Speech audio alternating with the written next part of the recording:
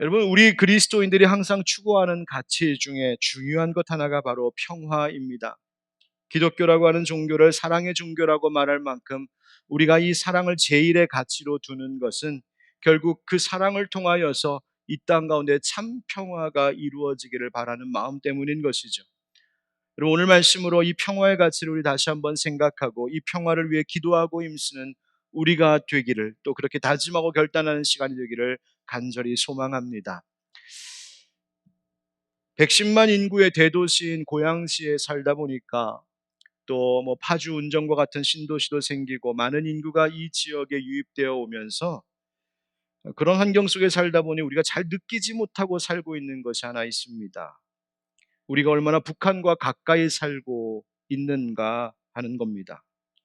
가끔 해외에서 오시는 분들이나 또 남쪽 지역에 사시는 분들이 이 일산, 고양, 또 파주 이쪽 지역을 방문할 때에 꼭 통일전망대, 임진각, 평화누리 이런 곳을 들러 관광하시는 것을 보면, 또 그런 곳을 안내하다 보면 그제서야 하긴 그렇지, 우리가 휴전선하고 정말 가까운데 살고 있었지, 뭐 그런 생각을 비로소 갖게 되죠. 실제로 지도를 펼쳐놓고 보면 우리 교회에서 휴전선 제일 가까운 지역까지 직선거리로 불과 약 15km 정도 됩니다. 개성까지는 한 30km 정도 됩니다. 그러니까 여기서 서울 시내 들어가는 정도만 가면 개성 갈 수 있습니다. 또 그렇다고 가진 마십시오. 그런데 여러분, 언젠가 통일이 되어 고속도로를 연결하게 되면 우리가 늘상 다니는 그 자유로와 평양 개선 간의 고속도로가 아마 연결되지 않을까 싶습니다. 가까이 있으니까요.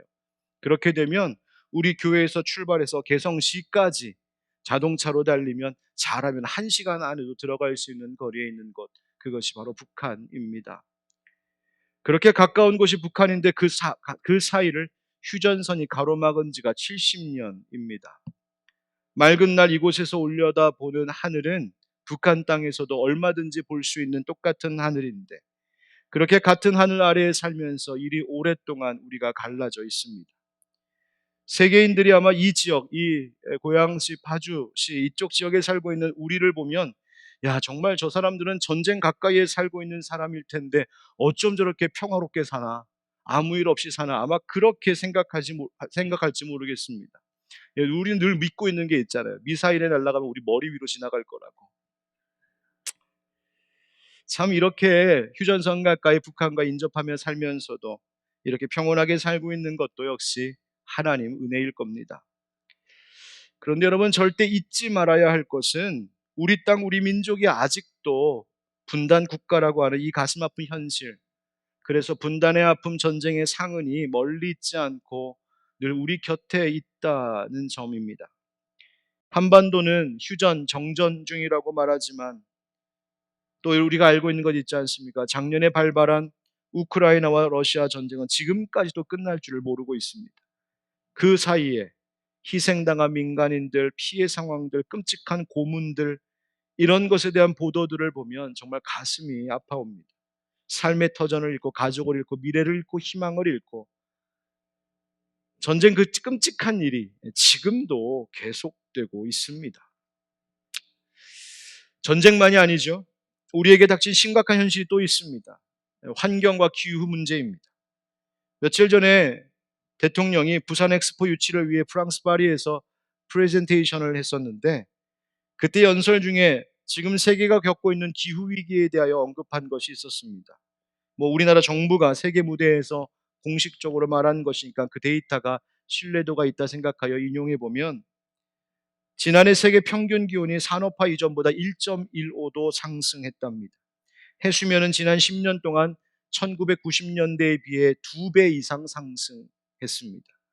폭우, 폭염, 가뭄 등 이상기후 때문에 세계인의 2억 명 이상이 고향을 떠나야 했다고 합니다. 여러분, 우리나라 날씨가 점점 더워지고 있지요. 100년 전과 비교해 보면 우리나라의 여름이라고 할 수 있는 날짜의 수가 한 20일 정도가 더 늘어났답니다. 그러니까 겨울은 짧아지고 여름은 점점 늘어나고 있습니다. 2040년 정도 되면 지금보다 여름이 한 달 정도 더 늘어나게 될 것이라는 예측이 국립과학기상원의 공식적인 발표입니다. 그러니까 머지않아 10여 년 있으면, 한 20년 있으면 지금보다 여름을 한 달 더 겪어야 된답니다. 문제는 날씨가 이렇게 되면 실제로 삶의 터전에 위험을 받는 사람들도 생길 뿐더러 무슨 문제가 생기냐 하면, 전문가들이 말하는 것이 농사가 안 된답니다. 여러분, 농사를 망치면 뭐가 부족해지는 거예요? 식량, 먹을 것이 부족해지는 것이죠. 식량이 부족해지면 어떻게 될까요? 식량 가격이 올라갈 것입니다. 물가가 오를 겁니다. 결국 피해는 여전히 사회에 없는 사람들, 약자들이 또 입게 되는 것으로 이어지는 겁니다. 여러분, 이것이 진짜 심각해져서 한 나라의 국민들이 먹을 것이 부족해지면 그 나라는 어떻게 할까요? 다른 나라의 도움을 청하겠지요. 그런데 그 나라에도 자국민들이 먹을 것이 없다면 어떻게 되겠습니까? 그래요, 우리 같이 굶읍시다, 그럴까요? 아닙니다. 그래서 전쟁이 또 일어나는 겁니다. 먹을 것이 없으니 식량 문제로 전쟁이 일어날 수도 있는 것이죠. 그러면 전쟁 때문에 또 어떤 일이 벌어질까요? 식량이 더 부족해질 겁니다. 그렇게 점점 악화일로로 들어서는 것, 바로 그것이 이 환경 기후의 문제와 연관되어 있는 일들입니다. 환경 문제가 생기고 날이 더워지면서 그에 따른 질병, 감염병도 늘어나죠. 우리가 지난 3년 동안 코로나19 직격탄을 맞지 않았습니까? 이처럼 환경 문제, 기후 문제, 식량 문제, 그리고 이 전쟁의 문제는 서로 무관하지 않은, 연결되어 있는 문제요, 우리의 당면한 문제입니다. 기후 환경 얘기하면 맨날 북극에 있는 북극곰 얘기만 하잖아요. 근데 한 번도 안 가본 북극곰 그 얘기하니까 감이 먼 거예요. 네. 그런데 그것이 북극에서만 일어나는 일이 아니라 지금 이 한반도 땅에도 일어나기 시작하는 일임을 생각할 때 우리는 경각심을 갖지 않을 수가 없어요. 우리 자녀들의 문제이고 우리 가족의 문제, 우리 후손의 문제라는 것입니다. 이런 분야의 전문가도 아닌 이 목사가 왜 교회에서 또 예배 때 또 성령 집회할 때 이런 이야기를 지금 하고 있는 걸까? 또 이런 이야기 우리끼리 한다고 해서 뭐가 그렇게 달라질까 싶은 생각도 드실지 모르겠습니다만, 그러나 우리가 이런 문제에 대하여 관심을 가져야 하고 또 함께 기도해야 될 이유가 있습니다. 그것은 우리가 성령을 받은 그리스도인, 바로 하나님의 자녀들이기 때문입니다. 왜 성령을 받은 하나님의 자녀들이 이와 같은 전쟁 문제, 환경 문제, 기후 문제, 이와 같은 사회적 이슈들에 대하여 이 그리스도인들이 이야기해야 하고 기도해야 되는 것일까요? 그 이유가 있습니다. 한번 따라 하실까요? 성령으로 평화를 얻었습니다. 성령으로 평화를 얻었습니다. 여러분, 예수 그리스도의 십자가 은혜가 우리에게 어떤 의미인가요? 죄로 인하여서 하나님과 단절되었고 우리가 하나님 앞에 진노의 대상일 수밖에 없었던 자였습니다. 그런데 예수 십자가의 은혜로 말미암아 우리의 죄를 씻김 받고 하나님과 우리 사이에 그 벽이 허물어졌지요. 예수님께서 당신의 육체로 그 담을 허무신 것입니다. 그래서 하나님과 화평하게 되었습니다. 이것을 성경에서 말하기를 에베소서 2장 16절에 또 십자가로 이 둘을 한 몸으로 하나님과 화목하게 하려 하심이라, 원수된 것을 십자가로 소멸하시고, 이어지는 말씀에 또 오셔서 먼데 있는 너희에게 평안을 전하시고 가까운 데 있는 자들에게 평안을 전하셨으니 이는 그로 말미암아 우리들이 한 성령 안에서 아버지께 나아감을 얻게 하려 하심이라. 아멘. 골로새서 1장 20절 우리 한번 같이 읽어보실까요? 시작. 그의 십자가의 피로 화평을 이루사 만물 곧 땅에 있는 것들이나 하늘에 있는 것들이 그로 말미암아 자기와 화목하게 되기를 기뻐하시니라. 아멘. 예수님의 십자가, 그 피의 은혜가 우리에게 하나님과 우리를 화목하게, 화평하게 했다는 바로 그 말씀입니다. 그런데 어떻게 2000년 전 예수님께서 십자가에서 돌아가신 그 사건이 오늘 우리가 하나님과 평화를 이루는 일이 되었습니까? 바로 성령님께서 우리에게 그 일을 행하신 것이죠. 성령께서 우리에게 예수 그리스도를 주로 믿는 그 믿음을 고백하게 하셨고, 성령님으로 인하여서 우리가 하나님을 아빠 아버지라고 부를 수 있는 하나님의 자녀 되게 하셨습니다. 그래서 성령을 양자의 영이라고도 말하는 이유가 바로 거기에 있습니다. 우리로 하여금 이 땅에 살고 있지만 하나님의 자녀, 하나님 나라 백성으로 살게 하신 분이 바로 성령님이시요, 그 성령으로 인하여 우리 가운데 하나님과 우리 사이에 진정한 화평, 화목, 평화가 이루어졌다는 것입니다. 그 평화의 일은 어떻게 또 연결될까요? 로마서 14장 17절에 하나님의 나라는 먹는 것과 마시는 것이 아니요 오직 성령 안에 있는 의와 그다음 무엇과 평강과 희락이라. 하나님 나라 백성된 자들에게는 하나님 주신 평강이 임하게 되었다고 말하고 있습니다. 로마서 15장 13절에도 소망이 하나님이 모든 기쁨과 평강을 믿음 안에서 너희에게 충만하게 하사 성령의 능력으로 소망이 넘치게 하시기를 원하노라. 아멘. 즉 성령의 능력으로 인하여 우리 안에 소망이 넘치게 되었는데 그 소망이 무엇이냐면 이 세상의 헛된 소망이나 헛된 희망이 아니라 하나님이 주시는 기쁨, 하나님이 주시는 참된 평강을 누리는 그 소망이 바로 성령의 은혜로 말미암아 우리 가운데 시작되었다는 것입니다. 즉 성령으로 인하여서 우리가 은혜를 입었는데 그 은혜의 내용이 무엇이냐? 우리 가운데 평화가 임했다는 겁니다. 그렇다면 그런 은혜를 입은 우리에게 주님께서 명하신 것은 무엇일까? 함께 따라하겠습니다. 평화의 사명을 주셨습니다. 평화의 사명을 주셨습니다. 여러분 부활하신 예수님께서 제자들을 찾아오셨던 때의 그 장면을 기억하십니까? 예수님께서 부활하신 예수님께서 두려움에 떨고 있었던 제자들 사이에 문득 나타나시더니 그들에게 숨을 내쉬며 말씀하셨습니다. 요한복음 20장에 예수께서 또 이르시되 너희에게 무엇이 있을지어다? 평강이 있을지어다. 하나님께서 나를 보내신 것 같이 나도 너희를 보내노라. 이 말씀을 하시고 그들을 향하여 숨을 내쉬며 이르시되 성령을 받으라. 아멘. 예수님께서 제자들 가운데 평강이 있기를 축복하셨습니다. 그러더니 너희가 사명을 내가 너희에게 보내주어 하나님이 나를 보내신 것처럼 나도 너희를 보낸다. 사명자로 부르시고 또 보내셨습니다. 그리고 그 사명을 감당할 수 있도록 바로 성령을 받으라 하신 것이죠. 여러분 이 말을 다시 한번 곱씹어 생각해 보면 예수님께서 제자들에게 그리고 우리에게 성령을 보내주심은 그 성령의 권능을 받아 보냄받은 자, 바로 사명자로 살아갈 수 있도록 하신 것인데 그 사명이 무엇인가? 바로 평강의 소식을 전하고 평강을 지키는 일을 하라고 우리에게 성령을 보내주신 것입니다.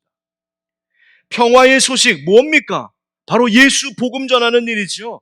그래서 예수 그리스도를 믿는 모든 그리스도인들이 가지고 있는 그 공통된 사명이란 바로 우리에게 참 평화 되신 예수 그리스도의 복음 전하는 일인 것입니다.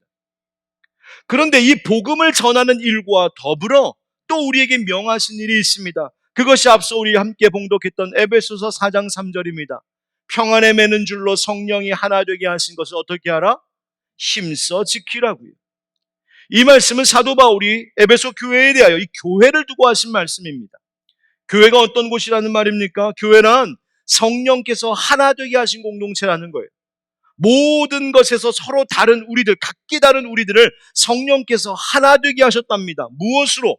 성령께서 평안에 매는 줄로, 바로 샬롬의 줄로 우리를 묶으셨다. 마치 뭐처럼? 한 몸처럼 우리를 평안의 줄로 매셨다, 묶으셨다 하는 겁니다. 그래서 성령님은 우리에게 이 샬롬, 평화를 주시고 이 샬롬으로 우리를 한 몸, 한 마음 되게 하여 주시고 그런 우리로 하여금 그 평화, 그 샬롬을 추구하며 지키며 전하며 살게 하시는 것입니다. 그래서 하반절에 그렇게 하라고 힘써 지키라 명령하신 것이죠. 우리에게 주신 평화를 힘써 지키라고요. 여러분 뭘 말하는 겁니까? 우리가 평화로 하나 된 것, 우리 안에 평화가 임한 것을 얼마든지 깨뜨리려고 하는 공격이 이 세상 가운데는 있다는 이야기입니다. 그러니 지키라는 것이죠. 무엇이 우리의 평화를 깨뜨립니까? 거짓된 가르침이나 잘못된 교리가 영적으로 우리 가운데 있는 질서를 무너뜨리고 평화를 깨뜨리기도 합니다. 때로는 사단이 우리의 마음 가운데 시기와 질투를 불러일으켜서 다투게 하고 분열을 일으킵니다. 바로 그러한 일들이 일어날 때 교회는 하나된 평화가 깨지지 않도록 해야 되는 것, 바로 그것이 주께서 우리에게 명하신 일입니다. 누군가 비난하거나 정죄하면서 상처와 아픔을 가져다주는 일, 그거 하지 않아야 되고 내 마음만 아니라 다른 형제자매 이웃의 마음에도 평화가 깨지지 않게 해야 된다는 것입니다. 여러분 그리스도인은, 교회는 이 평화의 소식, 복음을 전하는 일과 함께 또한 그 평화를 잘 지키고 회복해야 될 사명이 있습니다. 그것이 우리에게 성령을 보내주신 이유입니다. 고린도후서 5장에 모든 것이 하나님께로부터 났나니 저가 그리스도로 말미암아 우리를 자기와 화목하게 하시고 또 우리에게 화목하게 하는 직책을 주셨으니 이는 하나님께서 그리스도 안에 계시사 세상을 자기와 화목하게 하시며 저희의 죄를 저희에게 돌리지 아니하시고 화목하게 하는 말씀을 우리에게 부탁하셨느니라. 아멘. 우리에게 주님이 부탁하신 일, 그것이 그 평화의 소식을 전하며 그 평화를 잘 지키고 이루는 일에 힘쓰라 하신 것이었습니다. 자, 그러면 이 평화를 위하여서 우리가 할 수 있는 일이 무엇일까요? 함께 따라하겠습니다. 평화는 나로부터 시작될 수 있습니다. 평화는 나로부터 시작될 수 있습니다. 사실 더 정확하게 말하자면 평화는 이 작고 작은 나를 통하여서도 전해지고 이루어질 수 있다는 말입니다. 여러분, 전쟁의 문제, 환경의 문제에 대해서 말할 때 말하는 저조차도 종종 고민에 빠지는 점이 하나 있는데 그것이 뭐냐면 야, 이렇게 한다고 뭐가 그렇게 크게 달라질까 하는 것입니다. 내가 쓰레기 좀 줄이고 플라스틱 안 쓰고 일회용품 안 쓰고 애쓴다고 해서 진짜 세상이 달라질까? 뭐 이런 고민들입니다. 그런데 성경은 그렇지 않다고 말합니다. 바로 너에게서부터 평화가 시작되도록 하라고 합니다. 평화라고 하는 거대한 강물줄기를 이루려면 우리 각 사람이 평화의 작은 시냇물줄기가 먼저 되어야 된다는 겁니다. 여러분, 미가 선지자가 예수 그리스도의 오실 것, 메시아의 오심을 예언하면서 그 메시아께서 그리스도께서 태어나실 베들레헴을 향하여 외친 예언의 말씀이 있었습니다. 미가서 5장 2절에 베들레헴 에브라다야 너는 유다 족속 중에 어떠할지라도 작을지라도 이스라엘을 다스릴 자가 내게서 나올 것이라 그의 근본은 상고에 영원에 있느니라. 그리고 이어서 5절 말씀에 이 사람은 무엇이? 평강이 될 것이라 예언했습니다. 바로 그가 누구입니까? 예수 그리스도이시죠. 예수님께서 태어나실 베들레헴을 예언하면서 말하기를 너는 유다 모든 족속 중에서 작을지라도 사람들이 볼 때에 거기서 무슨 선한 것이 있을 수 있겠느냐 할지라도 그러나 그 작은 곳에서 바로 영원하신 평강의 왕이 태어날 것을 예언했었습니다. 여러분, 평화가 어디에서 시작되었습니까? 화려한 궁궐도 아니고 세상에 권력이 있는 곳도 아니고 엄청난 부와 명예가 있는 자리가 아니라 아무도 어쩌면 거들떠보지 않았을 작은 마을 미천한 곳에서부터 평화는 시작되었습니다. 여러분, 평화의 시작이라고 하는 것은 돈 많은 곳에서 시작되는 것도 아니고 세상 권력 부여잡은 지위 가운데 나타나는 것도 아니고 뭐 커다란 일을 해야지 이루어지는 것 아니라 진정한 평화는 사실 작은 마을에서부터 시작되는 것 같습니다. 진정한 평화는 나 같은 인생을 통하여서부터도 하나님 시작하실 수 있고 이 작은 마음, 작은 실천에서 시작되는 겁니다. 여러분, 이 샬롬이라고 하는 말, 에이렌의 샬롬이라고 하는 것의 개념이 무엇이냐면 물론 전쟁이 없는 평화를 말하기도 합니다만 이것은 내 몸의 안전함을 말하는 것과 동시에 내적으로도 마음의 평안함을 가져오는 것을 이야기합니다. 뿐만 아니라 이 샬롬이라고 하는 것은 나 혼자 개인적으로 이 평안을 누리고 안전을 누리는 것도 되지만 사실은 그것으로 끝나는 것이 아니라 국가적으로, 사회적으로, 공동체적으로 모두가 정의롭고 질서 있고 평화를 누리는 것, 바로 그것이 샬롬입니다. 그러니까 여러분, 그냥 나 혼자 평안하다고 해서 그게 샬롬이 아니란 말입니다. 나는 평안한데 나 때문에 다른 사람이 불편하면 그것은 샬롬이 아닙니다. 나는 내 손에 있는 무거운 돌 가벼워지려고 돌을 던져서 나는 이제 평안하다 하는데 그 돌에 맞는 개구리는 평화롭지 않습니다. 샬롬이라고 하는 것은 오히려 내가 좀 불편해도 다른 사람을 평화롭게 하는 것, 그것이 샬롬입니다. 그 일을 위해서 어떻게 하라고 하셨습니까? 너희들이 저주하지 말고 뭐 하라? 축복하라 하십니다. 보복하지 말고 갚으려고 하지 말고 축복하라고요. 예수님도 마태복음에 말씀하시기를 네 이웃을 사랑하고 네 원수를 미워하라 하였다는 것을 너희가 들었으나 나는 너희에게 이르노니 너희 원수를 사랑하며 너희를 박해하는 자를 위하여 기도하라 하셨습니다. 여러분, 누군가가 여러분을 혹시 욕하는 소리를 들으십니까? 그러면 바로 당신을 욕하는 그 사람을 위해 복을 빌며 기도하십시오. 누군가 여러분 마음을 상하게 하고 다치게 합니까? 그러면 오히려 그를 더욱 선대하며 그를 위해 기도해 주십시오. 아이, 목사님 어떻게 그럴 수 있습니까? 아니, 나를 욕하고 내 마음을 이렇게 다치게 하고 실망시키고 힘들게 하는 저 인간을 어떻게 축복합니까? 맞죠? 육의 마음으로는 그렇게 할 수가 없습니다. 그런데 여러분 기억하십시오. 우리는 무엇을 받은 사람들입니까? 성령 받은 사람들. 그렇다면 성령께서 주시는 마음을 한번 따라가 보십시오. 인간적인 마음으로는 도무지 저 사람을 위해 축복하고 선대하고 기도할 수 없을지라도 여러분 성령님께서 주시는 그 마음, 눈 딱 감고 순종하며 그를 축복하고 그분을 한번 선대해보고 오히려 그를 위해 축복하는 기도를 해보십시오. 분명 놀라운 일이 일어날 것입니다. 혹 그가 복받을 그릇이 안 된다면 그 복이 오히려 우리에게, 나에게 돌아올 것입니다. 왜? 눈 딱 감고 성령님께 순종한 것을 하나님 아시니 하나님이 우리에게 상 주실 줄 믿습니다. 그래서 축복하라는 거예요. 또 한 가지 15절 말씀과 더불어 함께 이 로마서 12장이 말하는 것이 뭐냐면 함께 울고 함께 웃으라는 것입니다. 함께 웃고 함께 울어라. 여러분, 다른 사람의 잘된 일 축복하고 축하고 칭찬하는 마음 가지시는 겁니다. 여러분, 공감 능력이 많이 약해진 이때에 같이 기뻐할 것, 같이 기뻐하고 함께 아파할 줄 알고 함께 슬픔을 나눠지는 일을 해야 합니다. 사회적, 정치적, 이념적 분열과 대립이 끝없는 이 사회의 일들이 그냥 남의 이야기인 양 그냥 가끔씩 그냥 뉴스 보면서 에이구 저러는 안 되는데 그러고 지나갈 것이 아니라 그거 함께 마음 아파해야 됩니다. 앞서 말씀드린 이 분단의 아픔과 북한의 실정에 대하여서 그냥 이때만 되면 한번 생각하는 그런 건 아니라 정말 그것에 대해서 가슴 아파하면서 내가 무엇을 할 수 있을까 기도할 수 있어야 됩니다. 환경 문제, 기후 문제, 식량 문제. 나랑은 먼 이야기. 나는 별로 상관없는 이야기. 여러분 그렇게 하지 마시고 아무것도 아닌 것 같지만 작은 일이라도 내가 함께 하는 것.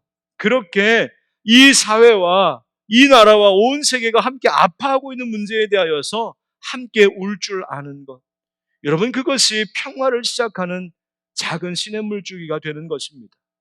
그리고 세 번째 19절부터 21절 말씀을 통틀어 말하자면 선으로 악을 이기라 하는 것입니다. 원수가 불효하지 말고 오히려 원수가 굶주렸으면 먹이고 원수가 목마르면 마시우게 하라고요. 왜요? 그것이 그의 머리 위에 숯불을 올려놓는 것이랍니다. 그게 무슨 말입니까? 여러분 여기에 숯불이 있으면 어떨 것 같아요? 얼굴이 뜨겁겠죠? 맞습니다. 바로 그겁니다. 오히려 내가 그를 선대하고 잘해주면 그 원수된 자가 낯이 뜨거워 스스로를 돌아보게 된다는 이야기입니다.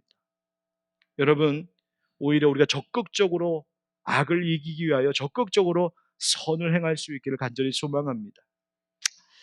얼마 전에 브라질 룰라 대통령이 프란치스코 교황을 만났는데 그때 선물 받은 청동 작품에 이런 문구가 새겨져 있었답니다. 기사가 났는데 평화는 깨지기 쉬운 꽃입니다. 이렇게 써 있는 선물을 했다는 거예요. 평화는 깨지기 쉬운 꽃입니다. 많은 생각을 좀 하게 했습니다. 그렇구나. 평화는 참 보기에는 아름답고 소중한 것인데 그것은 깨지기 쉬운 것. 다시 말하면 잘 돌보고 잘 가꾸어야 하는 것이구나. 여러분, 우리가 성령을 받은 우리이고 성령님께서 우리에게 평화를 힘써 지키라 하셨으니 우리의 생활 모든 곳곳에서 그 평화를 위하여 힘쓰는 저와 여러분 또 우리 교회가 되기를 주님 이름으로 축복합니다.